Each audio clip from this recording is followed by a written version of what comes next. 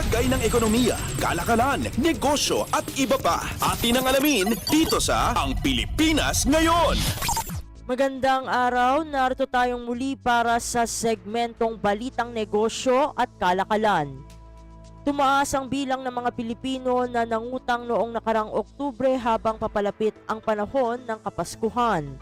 Ayon sa Bangko Sentral ng Pilipinas o BSP, 23.6% ng mga Pilipino ang umutang noong Oktubre ng nakaraang taon, mas mataas kumpara sa 23.4% noong Setyembre ng nakaraang taon. Kasama na rito ang paggamit ng credit card, motorcycle loans at salary-based general purpose consumption loans. Inirerekomenda ng BSP sa mga baon sa utang para makaalagwa na unahing bayaran ang may pinakamatataas na interes. Pangalawa, bayaran ang may pinakamaliit na balance o amount. At pangatlo, kausapin at hilingin sa bangko o lenders na gawing flexible at affordable ang pagbabayad ng walang penalty. Lagay ng ekonomiya, kalakalan, negosyo at iba pa. Atin ang alamin dito sa Ang Pilipinas Ngayon. Sa iba pang mga balitang negosyo at kalakalan, pumalo naman sa 12.23 billion pesos ang mga subsidiya sa government-owned and controlled corporations o GOCCs noong Nobyembre ng nakaraang taon. Ito ay ayon sa Bureau of the Treasury o BTR.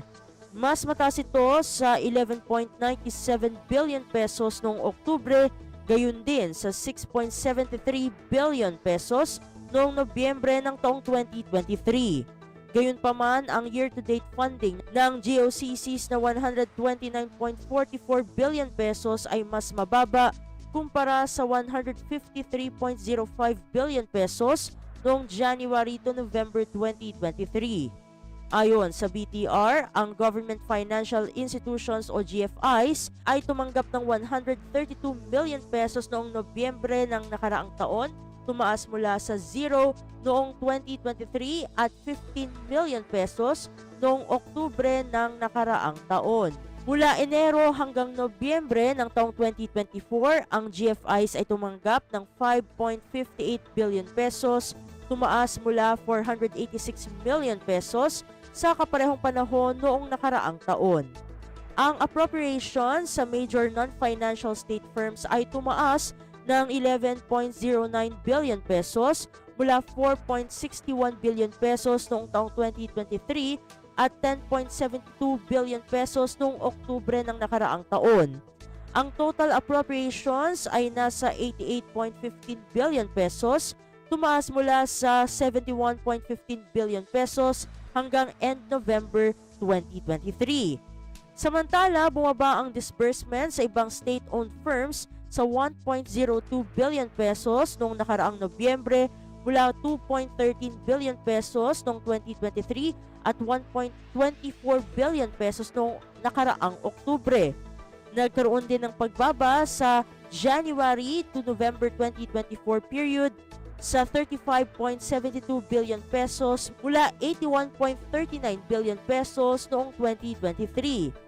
Nangunguna sa listahan ng GOCCs na tumanggap ng subsidiya ang National Irrigation Administration o NIA na may 6.84 billion pesos, tumaas mula sa 2.52 billion pesos noong taong 2023. Sumunod naman ang National Food Authority o NFA na may 3.0 billion pesos na subsidies, tumaas mula sa 1.67 billion pesos, at ang National Electrification Administration o NEA na may 900 million pesos mula sa 2.24 billion pesos. Tumanggap naman ang National Power Corporation ng 248 million pesos, tumaas mula 47 billion pesos, at ang Philippine Children's Medical Center ng 211 million pesos mula sa 135 million pesos. Lagay ng ekonomiya, kalakalan, negosyo at iba pa. Atin ang alamin dito sa Ang Pilipinas Ngayon.